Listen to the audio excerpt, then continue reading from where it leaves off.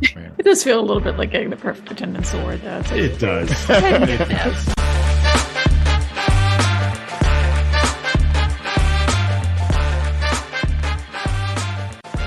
Welcome to A More Philly Union, a podcast where we swear to talk about the Philly Union, the whole Philly Union, and nothing but the Philly Union, with as few digressions as possible. We are your host. I'm Paul. I'm C. And I'm Eric. This week we have a couple of updates. The podcast is coming along. We're almost a fully fledged podcast. We're on pretty much every system now. Apple is coming soon. Just got a couple more hurdles we got to get through with that. But the big news is we have an official website now. Yay. Okay, I'm the only one doing that. Okay. Oh, sorry.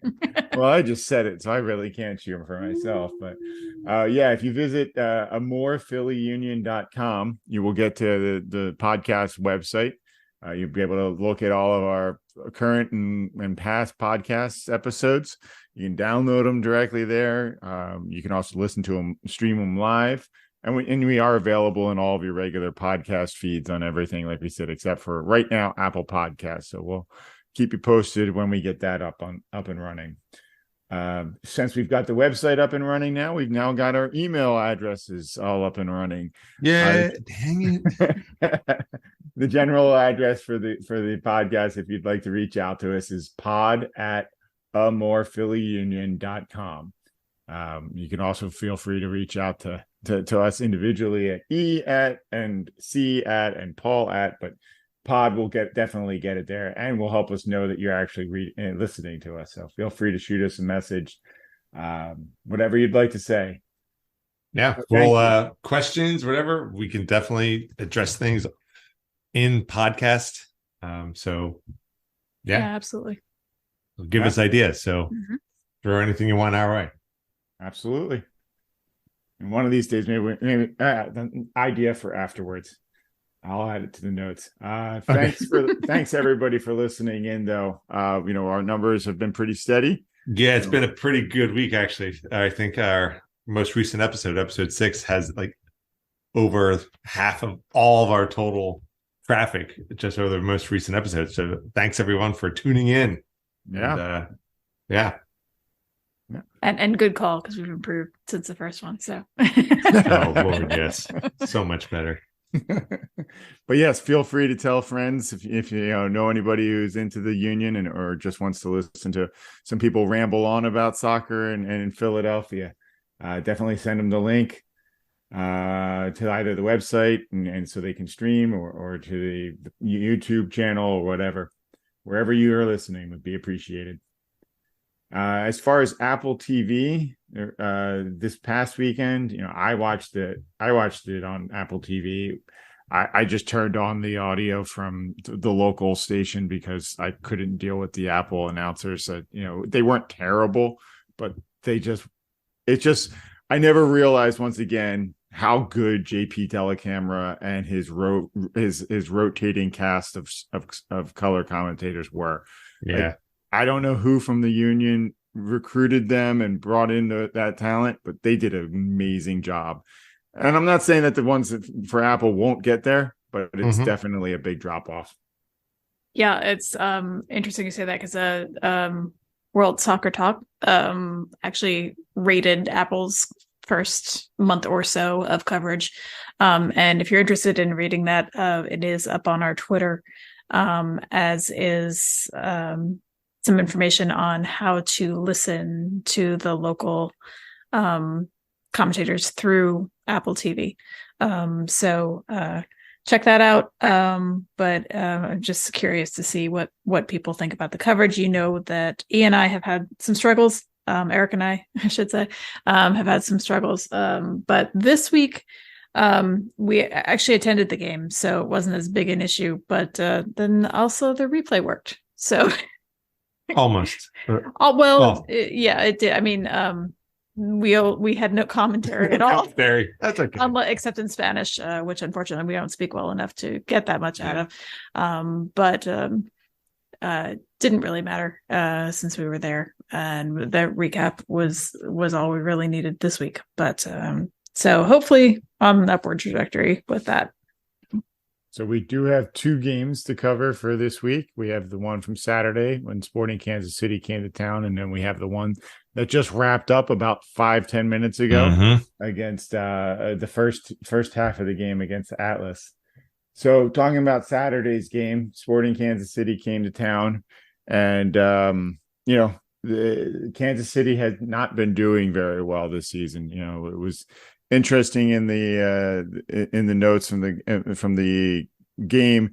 Peter Vermees is the longest tenured coach in MLS with 15 seasons. Wow, coaching SKU, and Curtin is number 2, and this being his 10th season with the Union.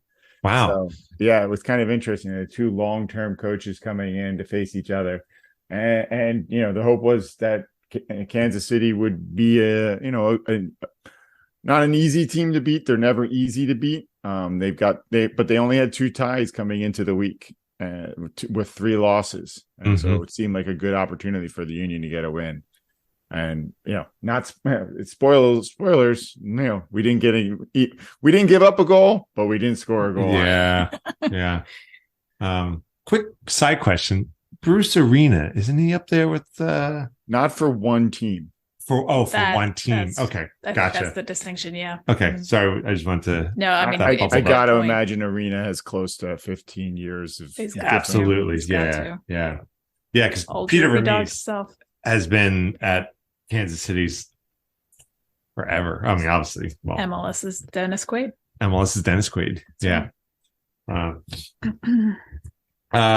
We were at the game, and fortunately, we did our traditional dinner at Ikea before the game. Highly recommended. Highly recommend it. Got to get your meatballs. Yep. But the weather was pretty nasty. Actually, on Saturday, we had some thunderstorms, biblical weather come through. I literally have biblical written down, and it was biblical in various ways throughout the night. But we're in Ikea watching the storm roll in, and it was not looking good. Yeah, we were eating meatballs and checking Twitter updates for game delays. And when we saw it was delayed, we decided to just get another cup of coffee and we'll just wait. So the game started about an hour and a half behind schedule. Temperature absolutely dropped. Still fairly comfortable, but man, that wind it affected the game. It absolutely affected the game. It just was on a steadily increasing trajectory throughout the whole thing. By the end, it was just untenable. It was good it ended when it did. Yeah, for us and for everyone else involved.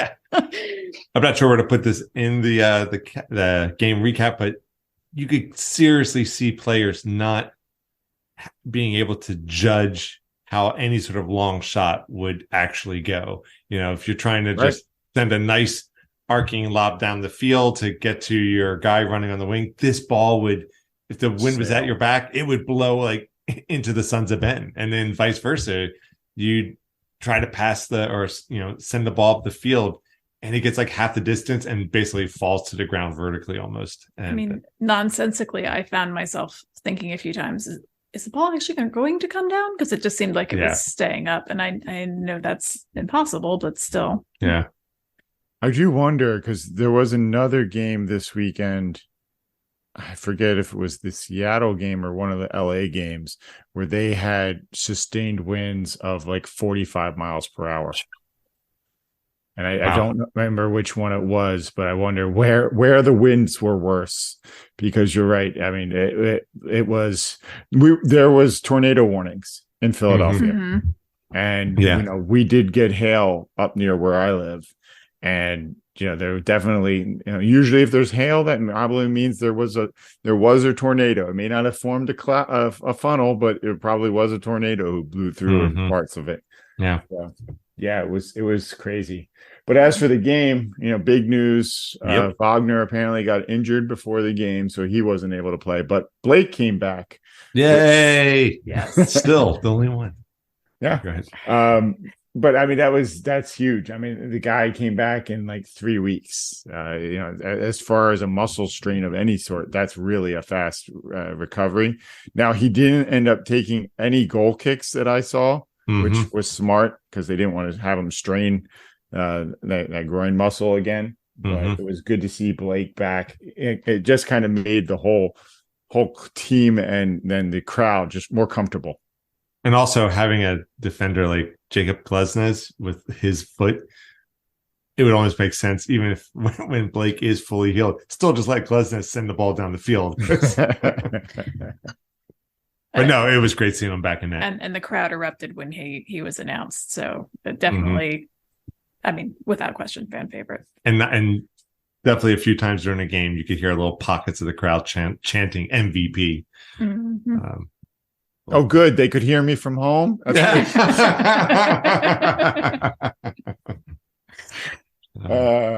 Yeah, so I mean, it was pretty much a starting 11, a first 11 lineup. Obviously with Wagner out, they put, I think it was Harriel, it was in for that side, and then for some reason Jim took out Mbaizo. I think it was for Real. I forget. I might have the side switched on that with Harriel and Real. But I guess he was expecting that they'd be able to generate enough offensive power without Mbaizo. And, I guess Sporting Kansas City was bringing back, what was it, Johnny Russell, I think, who was apparently a pretty good attacker. So, the bonus defense made some sense in that game. Unfortunately, they struggled to get anywhere upfield in the first half. Now, some of that, like you said, is probably the wind. And I don't know, with the torrential downpours that kind of came with those before we got there, before the game, because it was raining, cats and dogs. It was really coming down.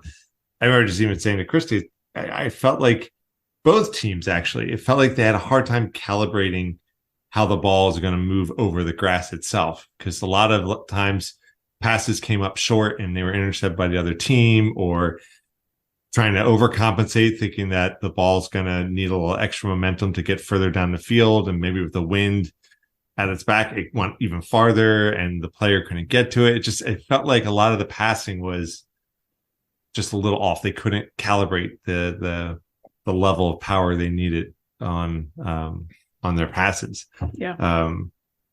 I mean, no excuse, but it just felt like it. It's like, that pass just happened. And I feel like maybe parts of the turf were, some parts were more soggy than others. And I don't know, they were kind of playing on a Swiss cheese of surface. Oh, now, to be fair, the Union also just have not been very good so far this season. Yes, connecting a lot of their passes. Yeah, absolutely. Absolutely. They do strike quickly, and they try to make quick, 2, 3, 4 passes to try to get a shot off. But the last few weeks, that's been a real struggle for them, whether that was weather or not.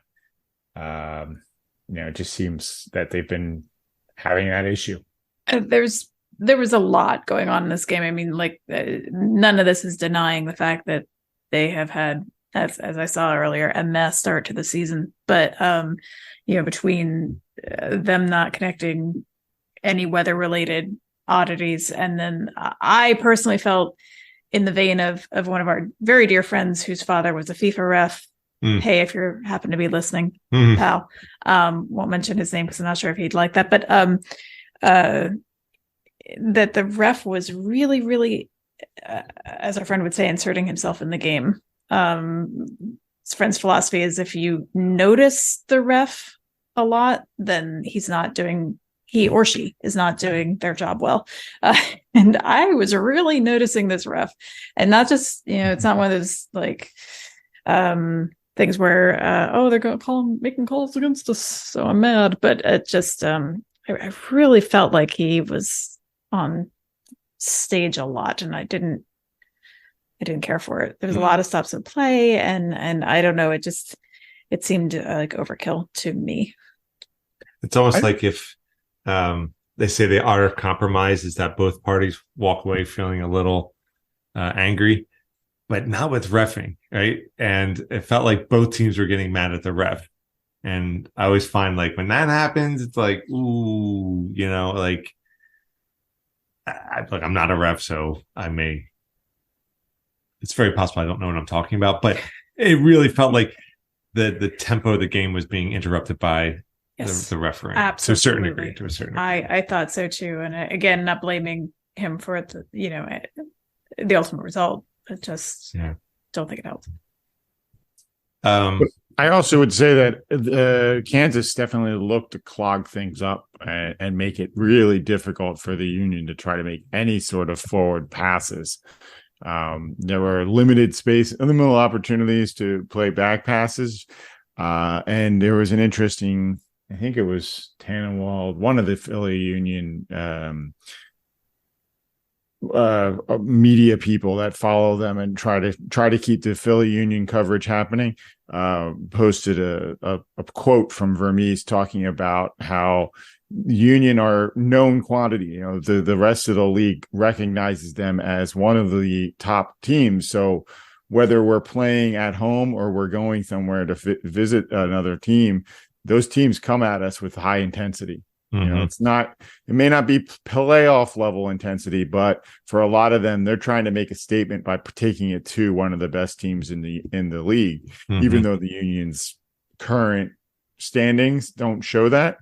They're respected. And the boys aren't just playing against every team, they're playing against the best that those teams have to offer.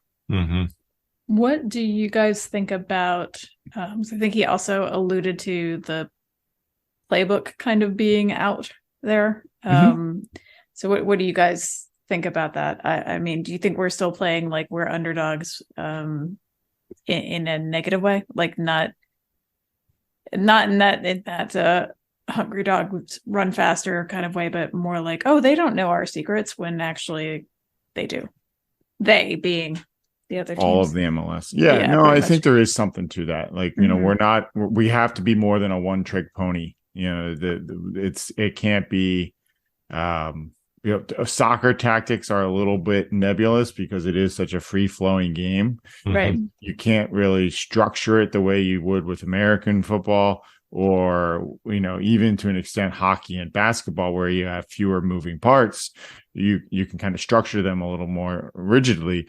With 11 people on such a large field, your players have to adapt. Like, you can set up, all right, well, we're gonna push it up the right side, like the Union do a lot with Bedoya and Olivia and Bizo. Who's going to overlap when? How are the center midfielders going to move out? There's things that they can do, but they even need to start thinking about, all right, what other tactics, what other formations can we throw out there that give us different attacking options, different defending options, so that we can change. We don't necessarily need to adapt to fight to face particular opponents, but we can pick a different one of our playing styles to go after them, that where we think that it would be most effective against a particular team. And I think that's where Curtin, it's going to be a tough challenge for Curtin as a coach. He's got to teach the guys different styles of play and make sure they understand it. Like, you could definitely see between Torres and Perea against, what was that, Orlando? Not this week, the week before. Like, there was a huge difference in how the midfield played, and it wasn't good. They're not ready for it at that point, but It's almost like you need new and different shapes of Legos to form different combinations rather than full plays, like you're saying, Paul, in say American football. You got to switch from a running game to a passing game, or some different, keeping the American football analogy, you got to change the play calling approach. I guess maybe as almost a backhanded compliment, as a odd sign of watching the Kansas City game on Saturday. It felt a little bit like the Orlando game in that they played the game in a kind of a not pretty pressing, quick transition style. Again, it felt like the Union were playing the Union to a certain degree.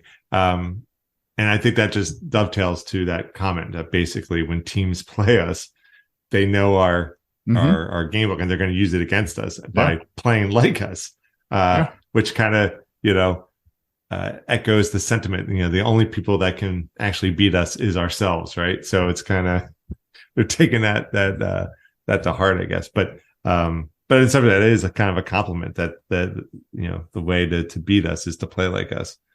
But now it's interesting because, I don't know if there's any specific, we could certainly return to this Kansas City game if you guys have something else you want to talk about it. But the Union for the Atlas game did come out with a different formation. They went with what they referred to as what the pundits refer to as the Christmas tree, the 4-3-2-1, where they had Carranza up top and they got Torres and Gazdag playing the attacking midfield roles. They got McGlynn out there with Martinez and Bedoya in the three-person line.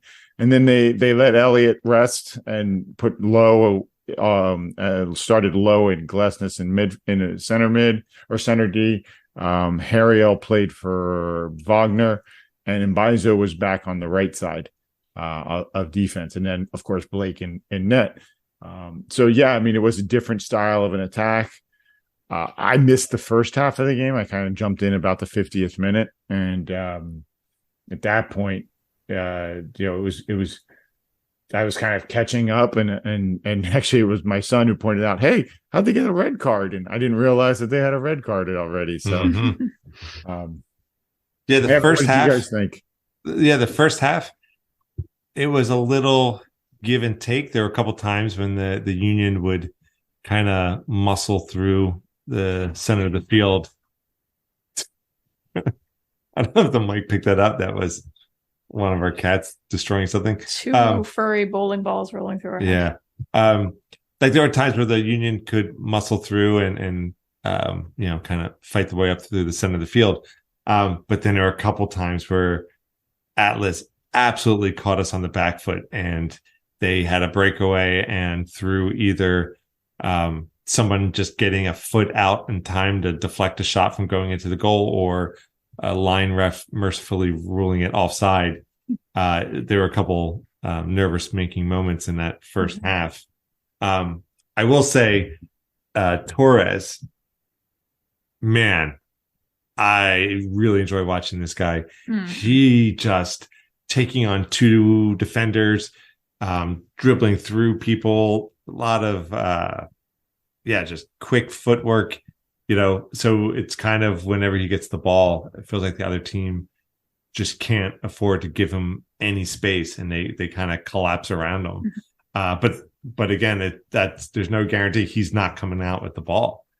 He made some really quick and wizardly-like plays. I'm glad. I enjoy seeing him out there. One of those guys who must have sold his soul for the Velcro to keep the ball on his feet at all times. Those kind of players are really exciting when you can see them dribble and just make defenders miss. It's electric. Yeah, I don't want to get too far ahead or anything, but like there were a couple plays out there where like I feel like I'm kind of watching like almost some highlight reel from like Messi or something. Just the way he attacks, he goes in when there's two defenders waiting for him, and he still tries to go through them. And there are parallels there. Yes, none of us are foolish enough to call him that, but he can be Philadelphia Messi. Philadelphia, like Men in Blazers often have. Yeah. Asterisk Messi. Yeah, Philly Messi. I mean, by their from their canon, with the Union already have one or two Messis, right? Aronson, Medford Messi, Hershey Messi, and Hershey Messi. Yeah, it's Pulisic.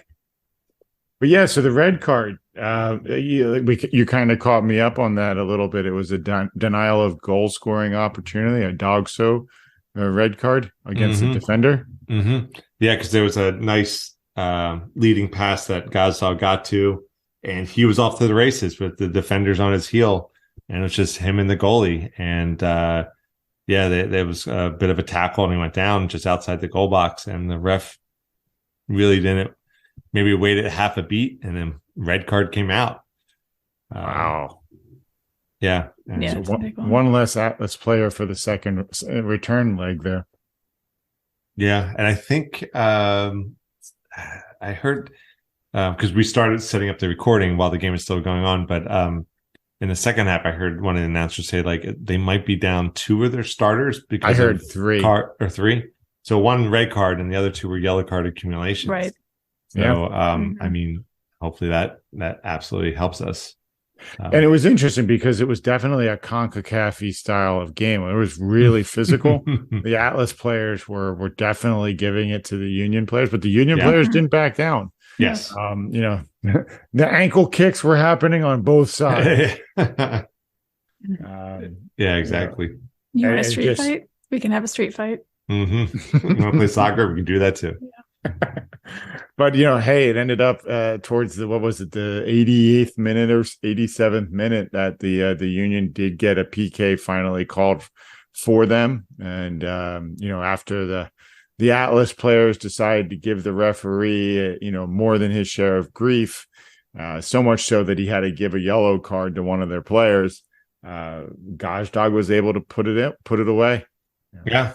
And there was some nice inter-team diplomacy going on after that PK with between Gajdog and one of the Atlas players, and they were definitely smiling a lot at each other. I'm not sure how friendly it was, but it's definitely a lot of smiling. It was difficult to tell what level of smilage was involved. Yeah. This is like smiling like a dog before he bites you. But Gotta wonder what sort of language was being exchanged down there in that mess of where the teams were coming together around that penalty spot. It's like I don't understand why referees don't just start carding like crazy when that happens. Like if I was a referee and those guys were just coming all over and getting in my face, I'm like, you have 3 seconds to back away or you're getting a yellow card. That's it. Just put it down and just be done with it. But just occurring to me that referees probably know how to swear in a lot of languages. Yeah. That or like you gotta learn how to say you gotta knock this off now in a lot of different languages. That too. This stops. But the referee did an okay job. As our buddy who was at the game, since I couldn't attend tonight, he texted me afterwards. He's like, "Hey, I'm not sure of it because we didn't see the replays in the stadium, but it feels like we could have gotten at least 3 more penalty kicks out of that game." Yeah, there were a couple calls where because Stuart Holden was one of the announcers on TV. And they were showing the replay. It was that one where Carranza got taken down inside the goal box in the corner by one of the Atlas defenders, and right on the line, really. And Stewart's like, "This is a foul, or this is definitely a PK," and did not get awarded. And then I think it was moments later that Gazdog. Gajdog got the penalty kick. It wasn't the penalty; it was a free kick. The free kick. That was right. That was at the end of the first half. Yeah. And Glesnes did get a couple of free kick opportunities in the second half. Just couldn't quite get them on frame. Yeah. But the Union ended up winning that one 1-0. And you called that, Paul. Congrats. That's right. I got that one prediction right. Yeah. So you know what you win, right? No prize. Yeah, I have no idea either. But you get to say you called it. Yay! So, someday the 2-1 is going to come through. Someday the 2-1 will happen. Yeah. Someday your prince will find you. Yeah. But so the Union have 2 more games next week. Saturday they are at Cincinnati, and then Wednesday they're at Atlas. Yeah, down in Mexico on Wednesday. Kind of merciless, this schedule. Yeah. But to that effort, there was an article on Philly Union. Curtin talked about pressured forms diamonds. He's got a whole bit about in there. He says, I think pressure brings out the best in players. Playing in the biggest games, such as Champions League, is where you want to be. So Curtin is, he's acknowledging the fact that they've got a lot of games. But there are a lot of the players are getting up for these games because it's an opportunity to play against some of the biggest teams in CONCACAF. And if you do well enough, they could literally be playing Real Madrid next year. Wait, what? Yeah. If they win Champions League, they move on to the Club World Cup, which means, Oh, wow. yeah, the only MLS team that's made it there at all was Sounders, and they lost to, I want to say it was a team in Turkey, but if they had beaten that team from Turkey, their next opponent would have been Real Madrid. Wow. So, there's definitely a big, there's big title on the line for that. And we'll have to see what comes with playing at Cincinnati is going to be tough. Pat Noonan has that team rolling. They're in first place in the East. They've got 4 wins, 2 draws, no losses. Yeah. They're a tough team. I like to think of Cincinnati as just Philadelphia West. I was just going to make this same joke. Is Gaddis still playing for them? I don't remember. I don't know. I hadn't heard he had left, but we should probably verify. Yeah. Yeah, I mean, Medunian. Thank you. Now I did it. Yeah. Medunian. There it is. He finished up his career there at Cincinnati. Yeah, good on Cincinnati. I mean, in the sense of getting a first place. Enjoy it until the Union take it back later. What do you want to get into some predictions at all here? Or? Yeah, why don't we? So let's take them one at a time. You want to do the Cincinnati game first at Cincinnati? You know what mine is. You're going to go your 2-1? I'm sticking with it. You're sticking 2-1 win for the Union? Yes, I am. All right. Yes, I am. This one, I'm going to actually go 1-1 draw. Interesting. I think playing in Cincinnati, it's going to be too tough. I don't think you're right. I mean, it is a road game and then Cincinnati on top of it. So yeah, and I think there's a chance that Curtin may hold some of the players for the Atlas game in midweek. So I've been wrong about that in the past, so I'm not swearing by that. But yeah, I'm going to go 1-1 draw.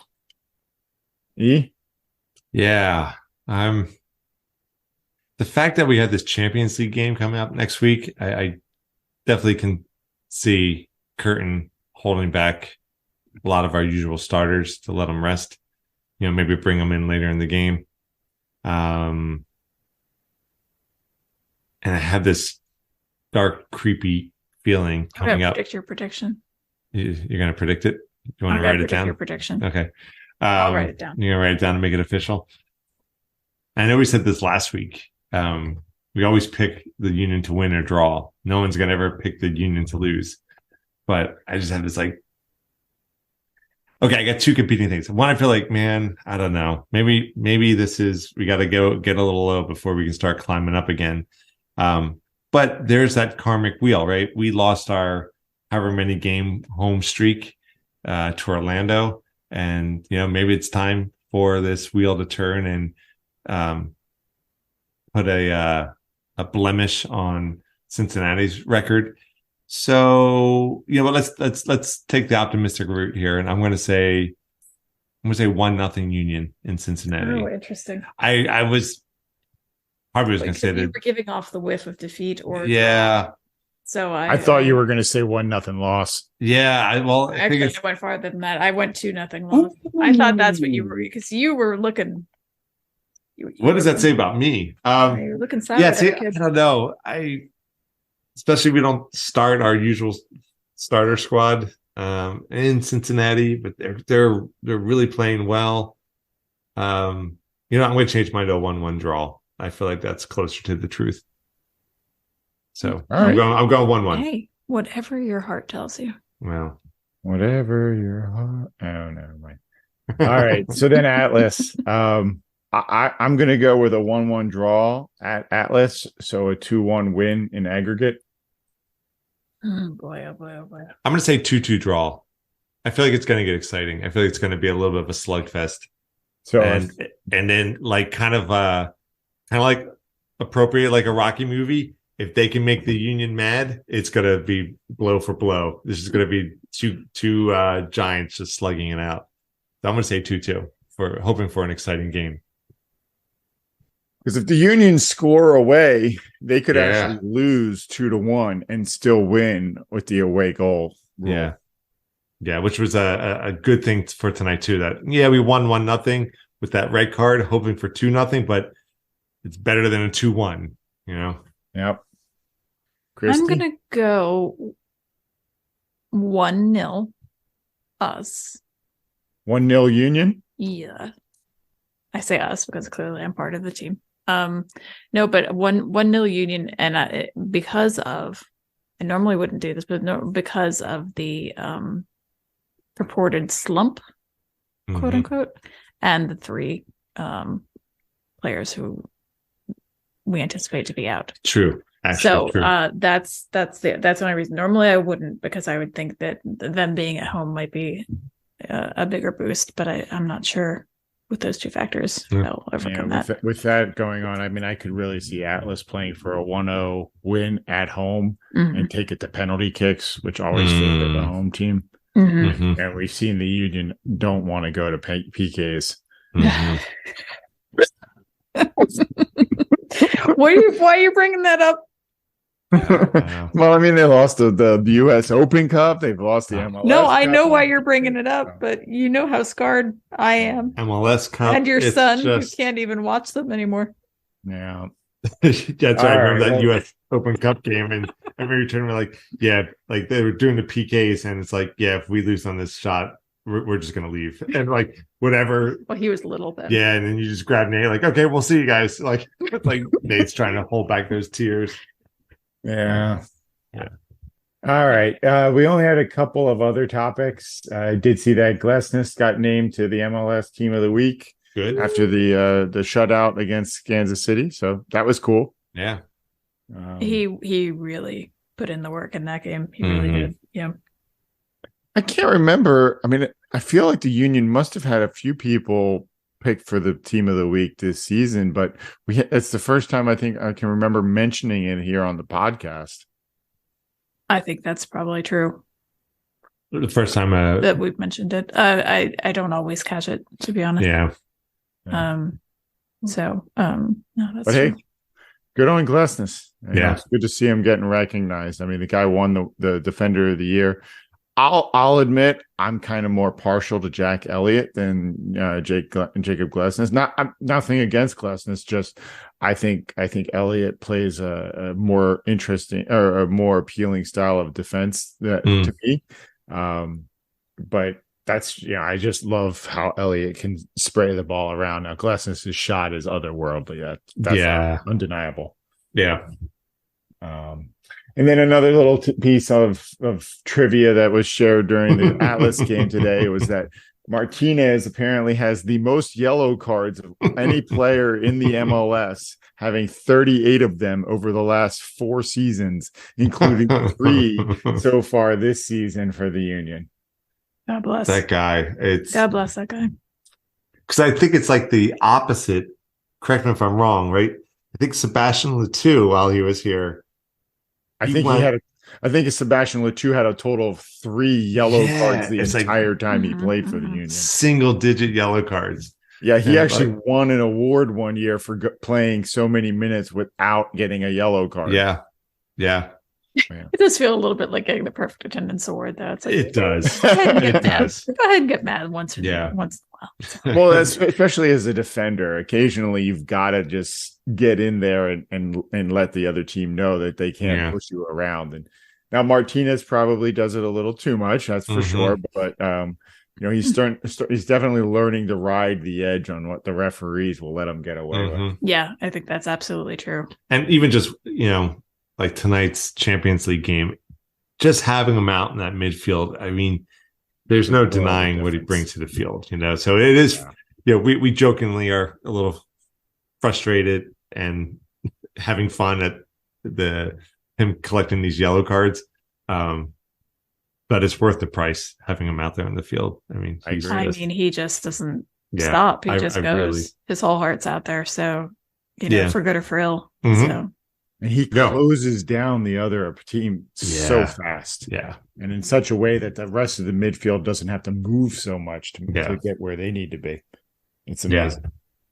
I don't know what which one of the scouts found him, but they definitely earned their money recommending Martinez to come in here. Yeah, absolutely. And anybody known as the sorcerer or the warlock, which is what El Brujo translates to, it's always going to get a little extra love here. Yeah. All right. So those were the only other things here. I mean, did we have any particular new followers on Twitter that we wanted to call out? No, not this week. And we did comment about the one we did mention the one comment we had on YouTube last week, I believe, where somebody had posted, somebody you guys knew had posted about the handball, defender handball, and how he's they're trained to keep their hands back from a very young age, which was awesome. So if you have if you feel like sharing any comments either on our website, morephillyunion.com, all the podcast episodes are up there. I believe you can make comments there or on our YouTube page. You can find us at More Philly Union on YouTube. Yep, and we do keep our eyes on the various social media inputs, YouTube Absolutely. And Twitter and whatnot. So, and we might squee a little bit when the Philly Hulk or Philly Union Philly Hulk or Philly soccer pages of different type retweet us and share our podcast. It's pretty awesome. Yeah. I don't know if it's game recognizing game, but it is fun. So yeah. Thanks for the shout outs. So that said, we are also on Instagram at A More Philly Union and Twitter at A More Philly U. And you can get our podcast wherever you get yours. Hopefully we'll have an update for Apple users soon, but everybody else, you can find us at A More Philly Union on your podcast feed. And thanks for tuning in. Appreciate it. And spread the word if you could. So if you guys are, anything else, all right. I'm good. So signing off for this week, I'm Paul. I'm C. I'm Eric. Go Union.